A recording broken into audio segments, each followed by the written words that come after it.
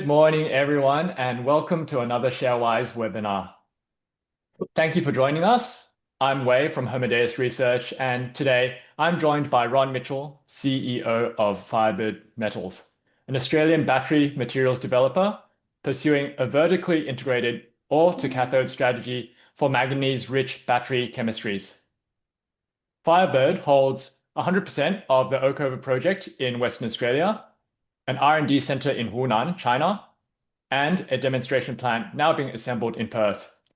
Their focus is on manganese as the next critical battery material. And Firebird is one of the very few companies attempting the full chain outside China. Now, three key standouts to me about Firebird. Firstly, the product has now been externally validated by an international customer from material produced at the Hunan pilot plant. Secondly, the Australian demonstration plant is de-risking on schedule with non-dilutive government backing. And thirdly, the strategic timing is favorable.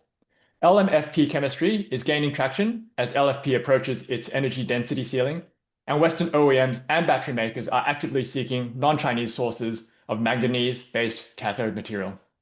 So, a validated product, a demonstration plant tracking to schedule with government support behind it, and a supply chain increasingly motivated to find alternatives to China.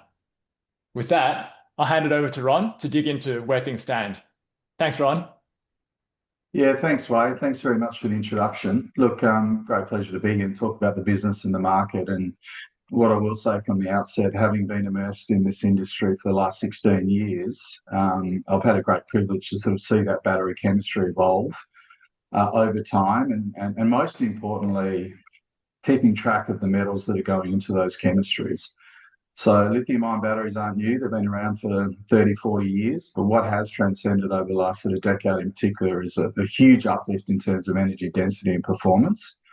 And of course, with that economies of scale as that industry has been built out, we're seeing costs come down quite rapidly. So I'm not surprised by the current levels of EV adoption in particular. And of course, we're seeing the energy storage market grow exponentially.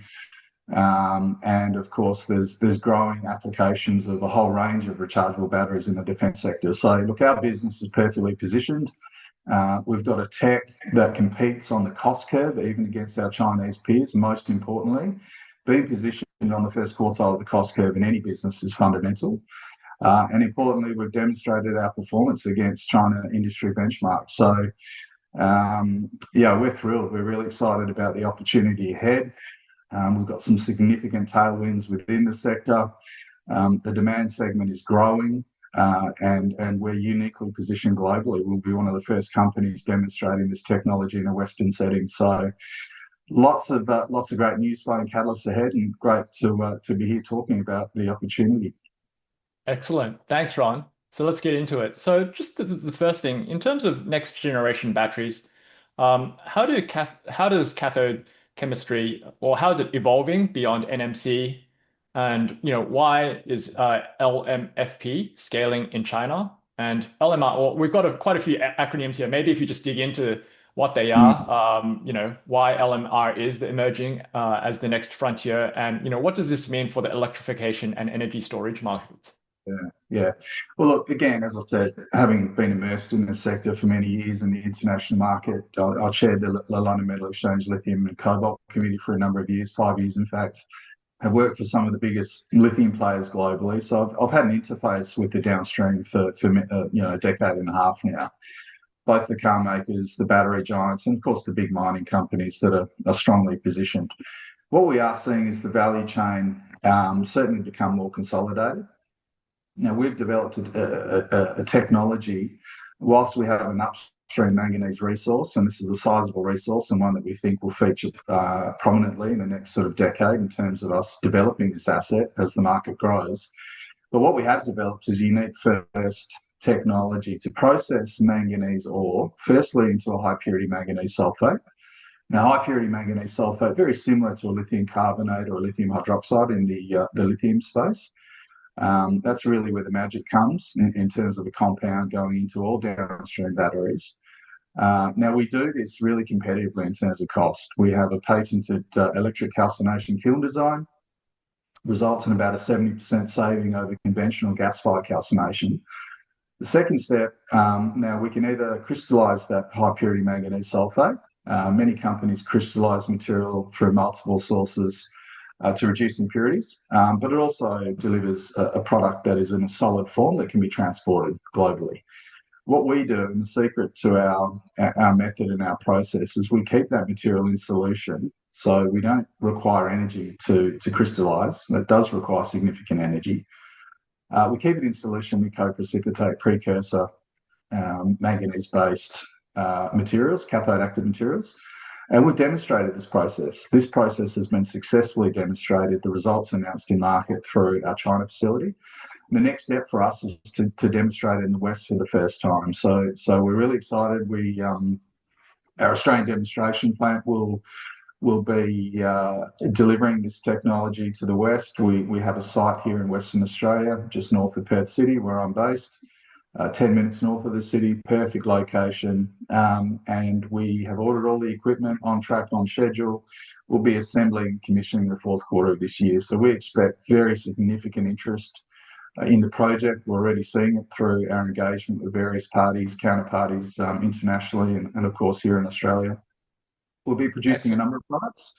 First and foremost, the high purity manganese sulfate. We will crystallize that material. There are some counterparties that are very interested in the crystalline form of that material.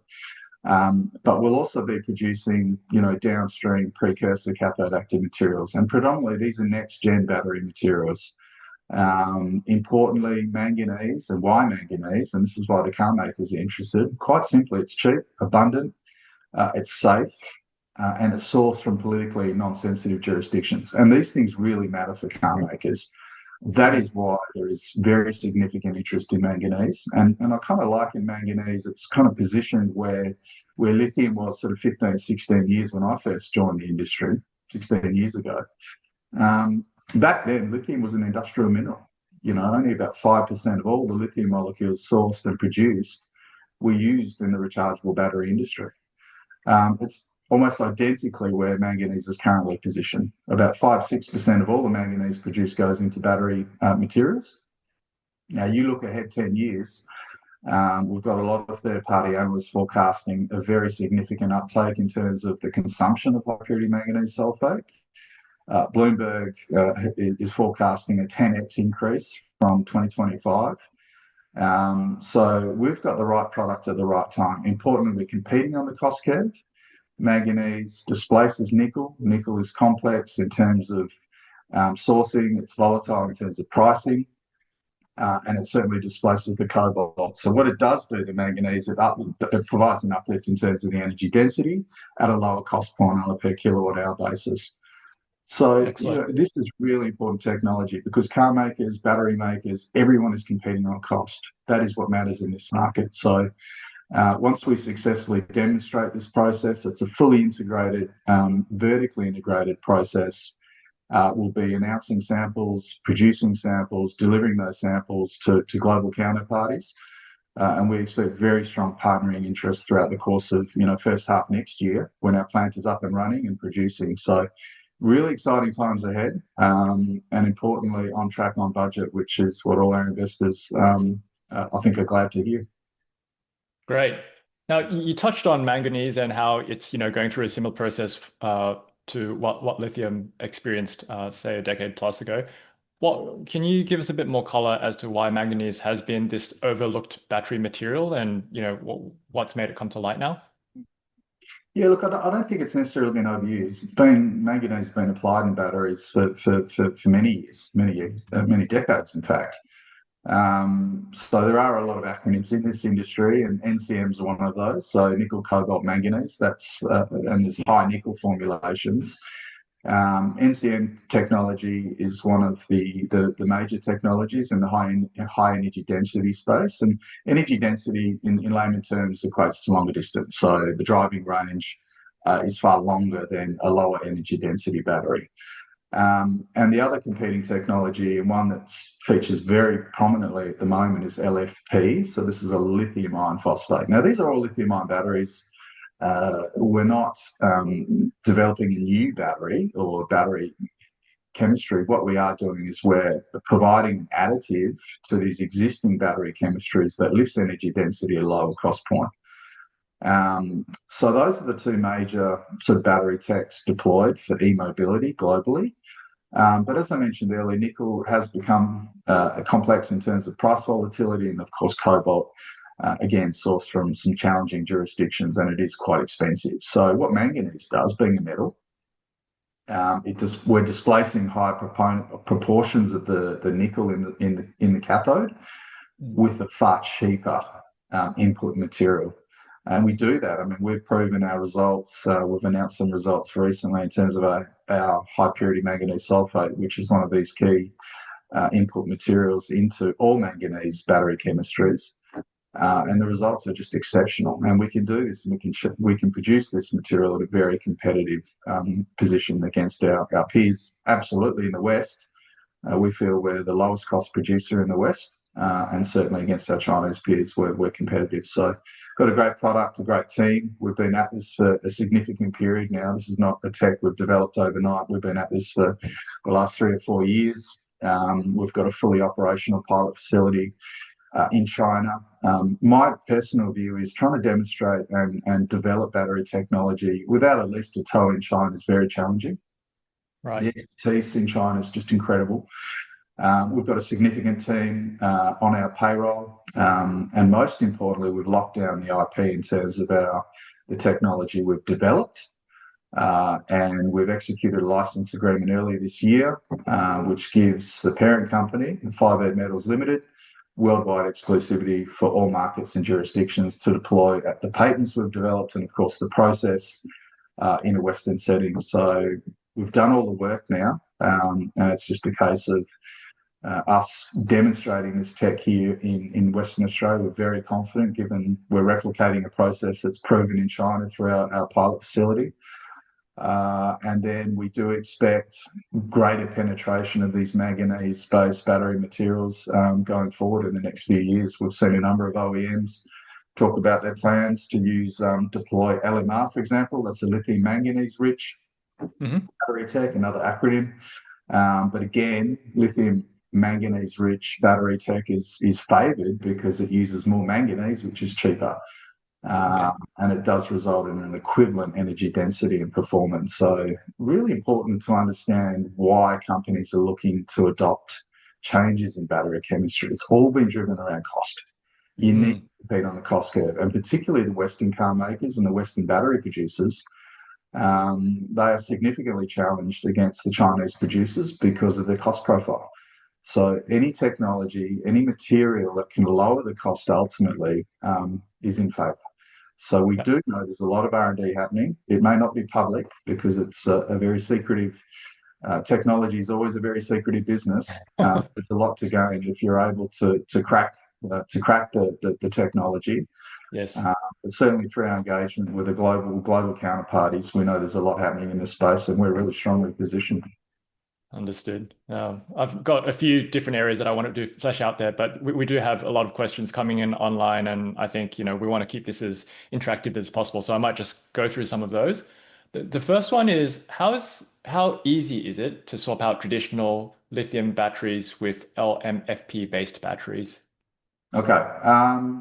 Look, again, just to reiterate a point I made earlier, this is not, we're not making a new battery here. All we're doing is adding a little bit more salt and a little less pepper to the recipe.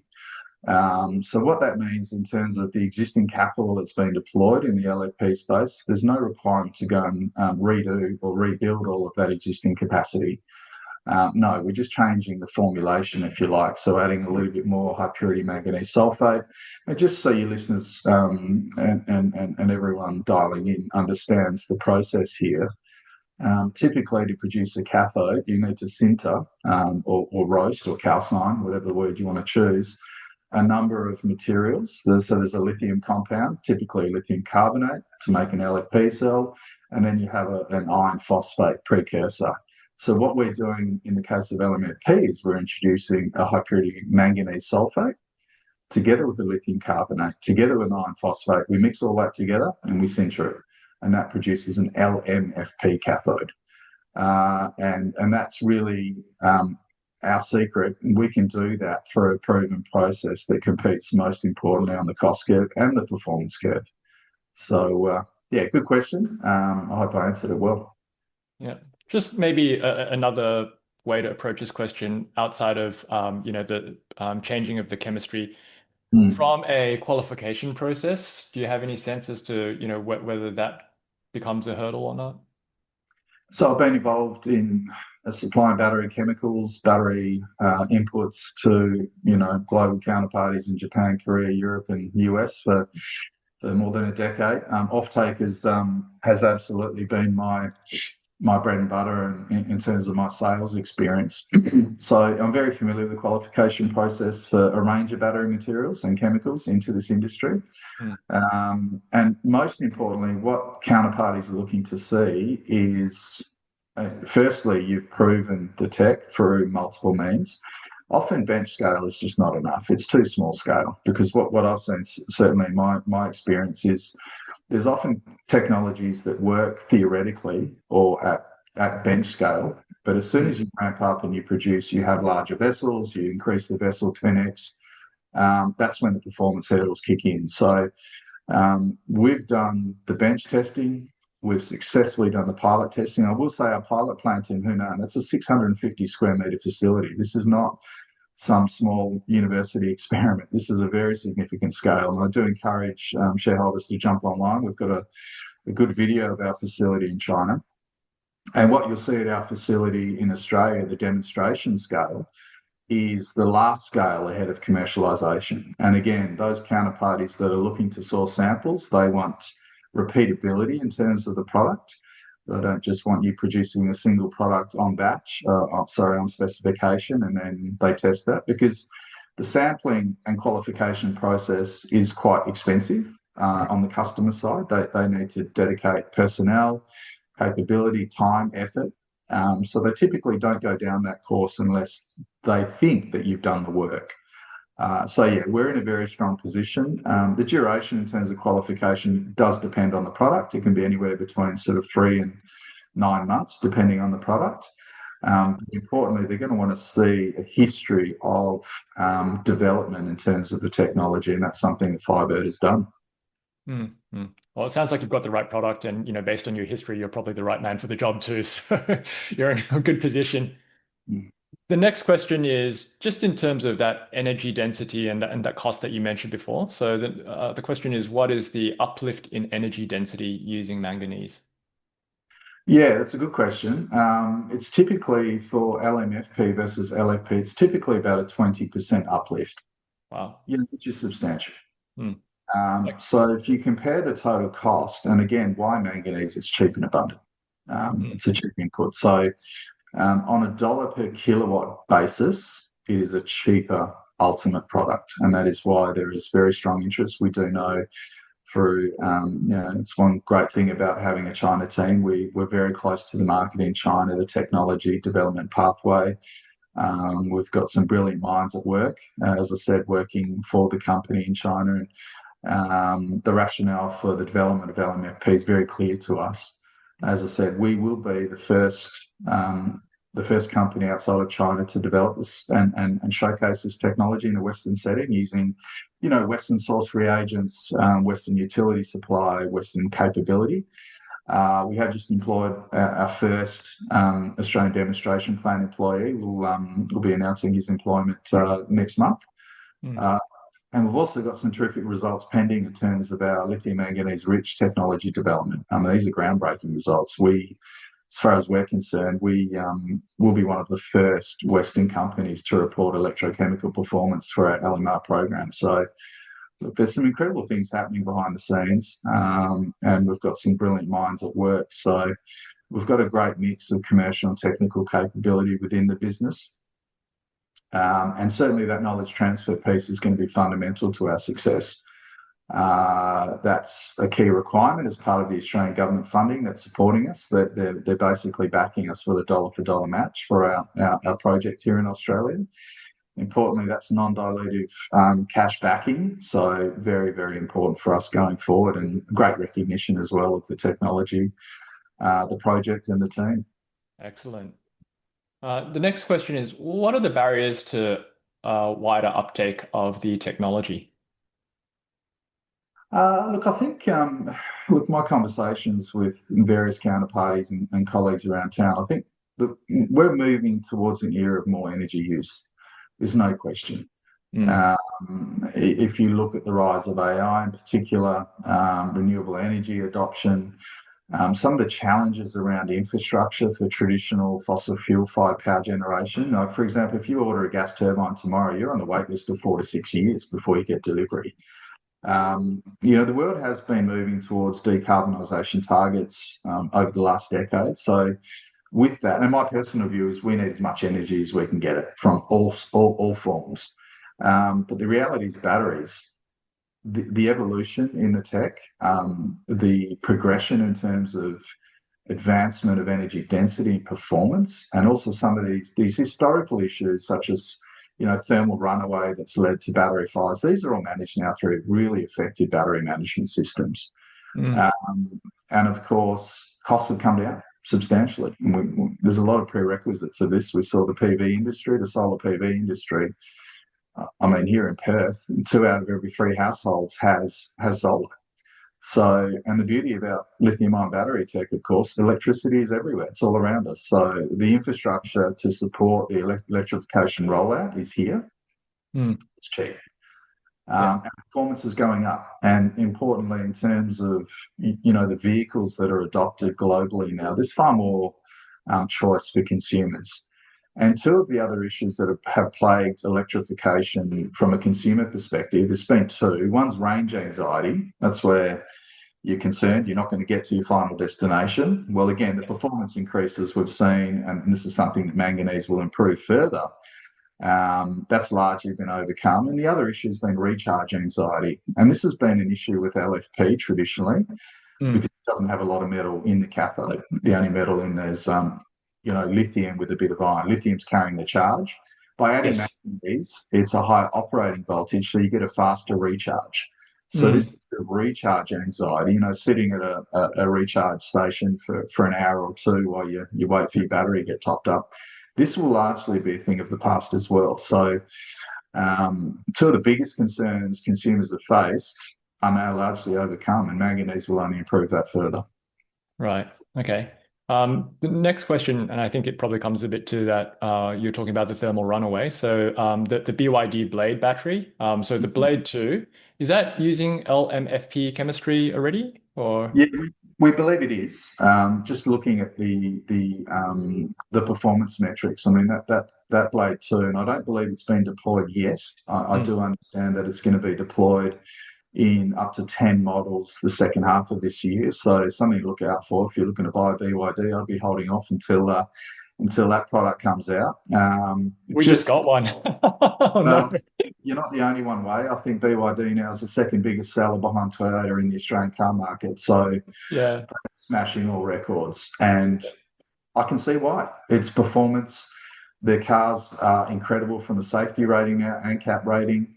Mm, And they're good looking vehicles. So yeah, I'm not surprised at all. But certainly, just to answer that question more specifically, mm. you've got a recharge. The Blade 2 is claiming a recharge time of less than 10 minutes from, I think, around 10% battery health up to 97% battery health. I mean, that is just Wow. remarkable.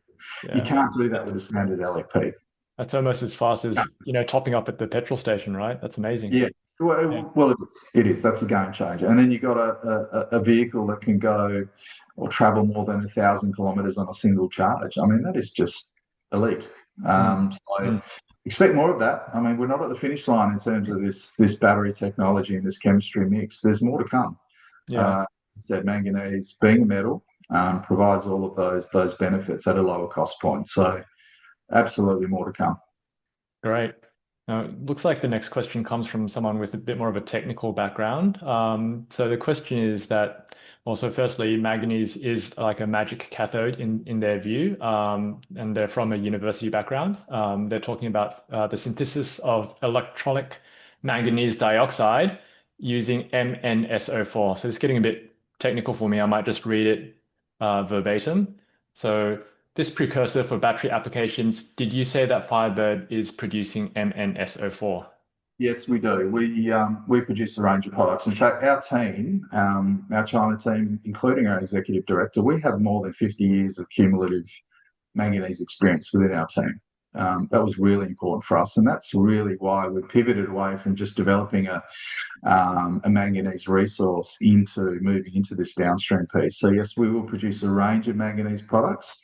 There are byproducts that come off the process that have absolutely commercial opportunities as well. So whilst we're focused on the high purity manganese sulfate, there are a bunch of other manganese materials we will produce that could end up being input materials into various pCAM and CAM materials down the line. So certainly for that investor or shareholder or whoever asks the question, do encourage you to reach out separately, and I can get my technical team involved and show you a more detailed process flow of what we're looking to produce from our Australian demonstration plant. Excellent. Ron, just for the lay people out there, can you give us a sense as to what the significance of MnSO4 is, just so I can get excited about it too? Well, it's another input material for the battery value chain. And yeah, look, as I said, I'd probably prefer to get my technical team involved. But certainly my focus is on that high purity manganese sulfate. I mean, we're looking at a commercial production scenario, in fact, part of our financial modelling on multiple commercial plants deployed globally. My view is to get the best economies of scale, you're building a commercial plant somewhere in the order of 80 to 100,000 tonnes of high purity manganese sulfate. Our team's working on an ultra high purity manganese sulfate, which is basically manganese sulfate, with not much else in it. This is a 3,049 material. And our plan, our commercial pathway, if you like, is to have a number of these plants built in various jurisdictions. Certainly the US is a market we think has great potential. Of course, the European market, of course, and then you've got North Asia and others as well. So, certainly depending on the counterparty. So when it comes to these other manganese products that'll be produced as part of our production suite, it'll depend on each counterparty as to which product they're interested in. But that gives us the benefit. We are fully vertically integrated, and we have a terrific upstream resource which we can pull the trigger on in terms of developing if the market tightens. So whilst manganese is cheap and abundant now, if that changes in the future, we've got our own Oakover project with a close to a 20-year life of mine sitting on a granted mining lease. So in a great development position as I said, the market dynamics do change going forward. Right. Yeah. It sounds like you're pretty well diversified. Now, a question I think which has to be asked is just in terms of that Hunan development.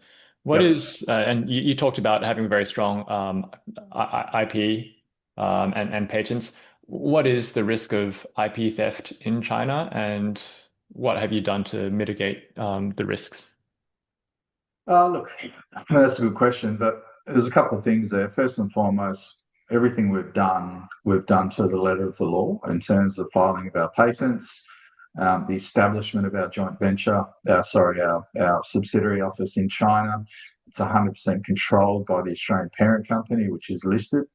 And, again, we've got great technical capability. So when we've filed these various advanced manganese battery material patents, we've ensured that that filing process has been through our subsidiary. And what we did do, most importantly, and this is really fundamental, it's what the Australian government wanted to see prior to them committing to provide us grant funding, was executing a license agreement between our subsidiary and the Australian company. So we executed that back in February this year. I still don't believe the market truly understands the value of that announcement because it's critical to our commercialisation pathway. So in essence, that license agreement gives us, as I mentioned earlier, worldwide exclusivity for all markets, territories, ex-China, to deploy the patents and the process. It's at no fee to our subsidiary, and it's for a period through to 2045, so the best part of 20 years. A really, really important, it was filed, and obviously we sourced separate legal advice from, I would argue, the preeminent IP patent lawyer in the country. So we're supremely confident. And most importantly, once we have our plant up and running this calendar year, so I will point out to your listeners, this is not tech that's 2-3 years out from now. We will have this technology deployed, operating, producing this year. That's amazing. Switching topics, but the next question is just which markets are your products going to be monetized in? Will it only be in the West, or would you also be looking at China? And what is the nature of the competition in each of these markets? Yeah, that's a really good question. So as I mentioned earlier, I mean, the strategy here is to develop and sell various products into Western markets. The commercialization pathway for is very clear in my mind. It's something I've paid a lot of attention to over the last sort of 3, 4, 5 months in particular. Next step, there is no next scale-up step for us.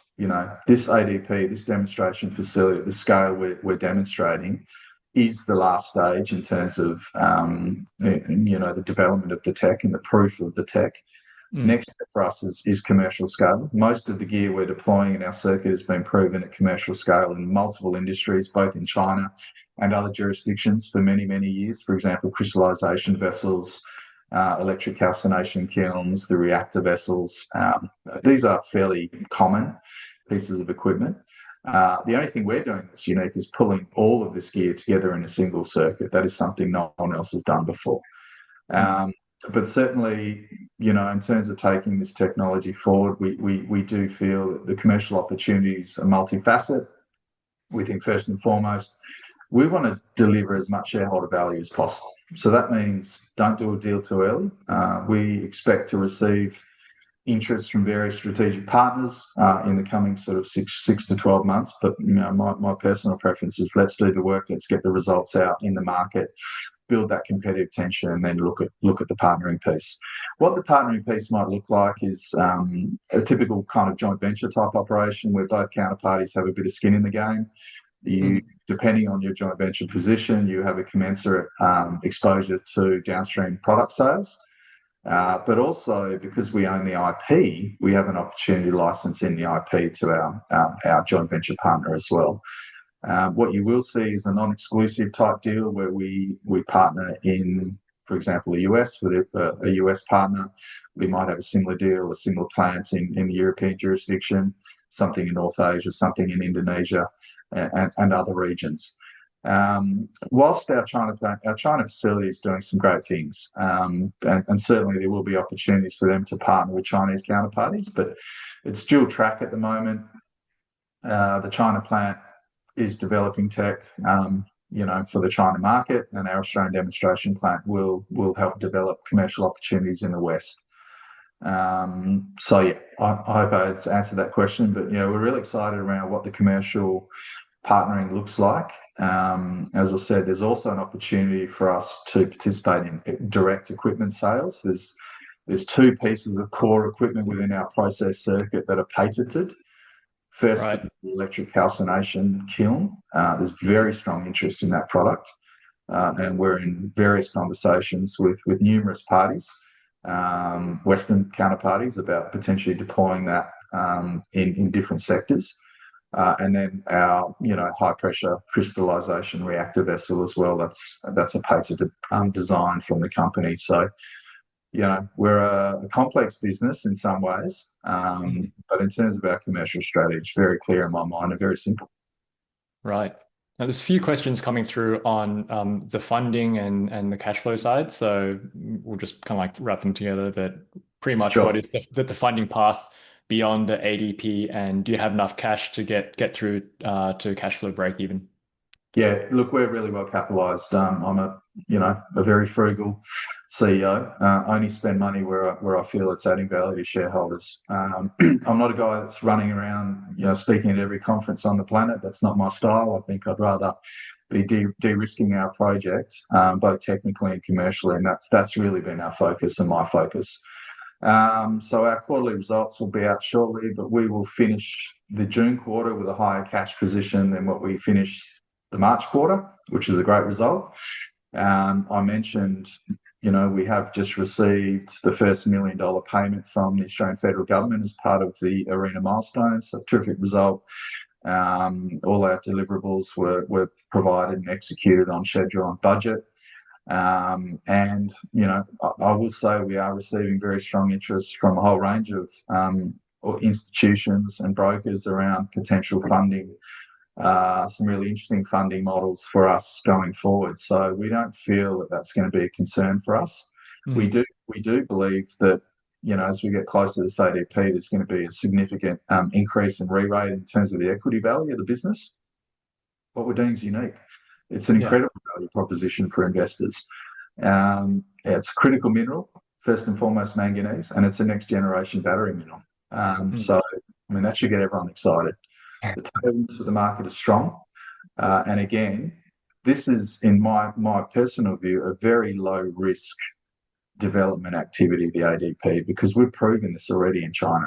We are going to have a China technical team come down and work alongside our Australian-based employees as part of that knowledge transfer piece, but also to assist in the assembly, commissioning and the early stage operation of the plant. So we're doing everything we can to de-risk and really ensure that this is a highly successful project. And when we do that, not only do we think we'll have very strong investor interest in the story, but the strategic partnering interest will really be strong as well. And of course, the government is loving what we're doing, both here and obviously the US government are really interested in what we're doing. I've been invited to a critical minerals trade delegation the back end of this year into the US and DC, and so there's a lot happening. Yeah. It looks like a lot of the Western governments are taking you very seriously, so it's a very good sign. One thing you mentioned before in terms of making sure that you're getting good pricing and what have you. A few questions around that. So the first one is, what converts an MOU into a binding agreement, and what is the timeline for volume manufacturing? Are you ready to seriously discuss offtake contracts with big manufacturers? Yeah. Excellent questions. Firstly, MOUs. I've been involved, as I said, in offtake, and I've done strategic M&A and commercial joint ventures and a number of different transactions. What I will say about MOUs more broadly, really, if it's a non-binding MOU, it's hardly worth the paper it's written on. I would prefer to de-risk a project, de-risk a deal to a point where you get a binding position with a counterparty. Now, look, that may take a little bit of extra time, but it means something when you announce a binding MOU or a binding term sheet to the market. A non-binding MOU gives both counterparties can walk. So to convert a non-binding position to a binding position really is technical due diligence. And you need to have sufficient proof of evidence that, firstly, your technology, your company works. There's a lot of data that needs to underpin that. So that's really important. And look, that technical due diligence process can take time. It can take anywhere between 3 and 6 months if you've got a really legitimate, serious counterparty. So my preference is certainly, pitch, do deal making in a point where you announce something to the market, it means something, and it has a real chance of being successful. The second question related to when the commercialisation pathway, when you're providing samples and look, we're at a point for our high purity manganese sulfate. We could execute and go down developing a feasibility study tomorrow, a commercial feasibility study for a commercial plant tomorrow. We have that much confidence, not only in the performance, but the cost position of our technology. And similarly for some of the pCAM materials, look, again, to get to a pCAM, the first step is to produce a high purity manganese sulfate, and we do that really cost effectively. So we're very confident. I think it's just a case of, obviously agreeing the commercials. You're not just going to do a feasibility study for the point of doing a feasibility study. There needs to be a commercial pathway going forward. What comes next? And that needs to be sort of rashed out and negotiated by way of a formal binding agreement. So, all of those things take time. Importantly for us, our focus is on getting our ADP up, proving the technology works here in the West, And then all of those, very detailed commercial partnering conversations, I expect to play out in earnest throughout the course of next year. Right. So last question before we finish off is just a piece around the competition landscape. Is there anyone you would consider a competitor, or is it just other technologies like solid state batteries? Yeah, that's a good question. I think certainly in terms of a peer group, a peer comp, look, there are some other Western companies that are looking to produce high purity manganese sulfate. Just bear in mind the high purity manganese sulfate value chain, that's only part of what we do. We go all the way through to pCAM and CAM. Right. But I will say that we have a significantly competitive advantage in terms of OPEX versus those players. And then in terms of the pCAM materials, and again, bear in mind that this is relatively new, even in China. We don't feel we have any peers at all in the West. Certainly, there are some peers in China, but again, we feel we're in a very competitive position in terms of our cost because of the combination of process design, process know-how, but also those patented pieces of equipment I talked through earlier. In terms of other competing technologies to lithium ion, I mean, I get asked this question all the time. I don't believe there's anything near term. Just bear in mind, car makers, right? Lithium ion, I mentioned earlier, has been around for 30 years, 30, 40 years. I mean, one of the first products lithium ion batteries were deployed in were those rechargeable batteries for kids' toys. So I always make the joke, we've got our kids to thank for this battery revolution. But, seriously, car makers are going to want to see any sort of competing tech rolled out in other devices before taking a risk of putting it in a vehicle sitting under a human being. So it's not easy developing breakthrough technologies. I will say, I often hear people talk about a breakthrough technology. It's not easy. And it's certainly not easy to prove it at scale. That's the big challenge for the sector. So yeah, that's my view. I'm firmly of the view that lithium ion, particularly with the advancements in this battery chemistry, and we talk about the increased manganese components, the lower cost, scales of economy we're now seeing, and of course the significant demand that we're seeing across a whole range of applications. Lithium ion is going to be the battery of choice for many decades to come. Yeah, no, it sounds like you are very uniquely positioned, especially when we're looking at a lot of Western countries trying to secure their supply chain independent of China. That puts you in a very good position. Look, that's been an excellent conversation, Ron. I've learned a lot. It's got me excited about Firebird. So thank you for taking the time today. And thank you, everyone, for joining. My pleasure. Thank you. Great. Thanks. We'll close it off there.